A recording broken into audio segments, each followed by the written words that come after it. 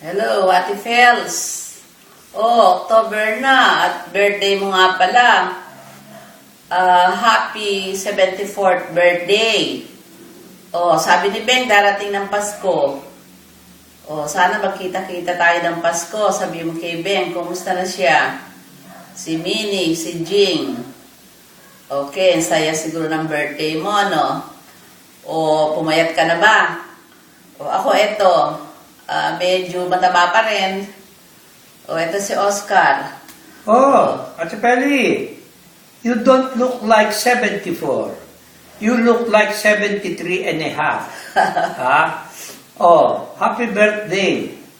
Happy birthday. Alam mo, ngayon lang ako nagpantalon. Ewan ko kung nabalitaan mo na ako ay na-ICU. Ako ay inatake sa kidney, sa lahat madaming beses. Pero, siyempre, mahal pa tayo ng Diyos.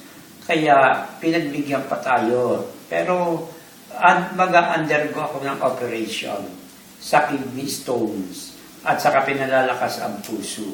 Anyway, sabi nga, God, health is wealth.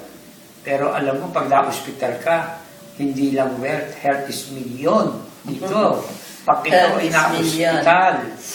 Kaya ingat kayong lahat dyan. Ha? I hope you are in good health. Lahat kayo nandyan, sila Mili, sila Ben, at si Ging, at lahat-lahat pa ng mga tao dyan. O, kamusta kayong lahat? Hope you enjoy your birthday, your celebration, and I wish that you will have more years more birthdays to come, and more life in your birthday, in every years that you have. Okay, happy birthday again, Ate Pels. Happy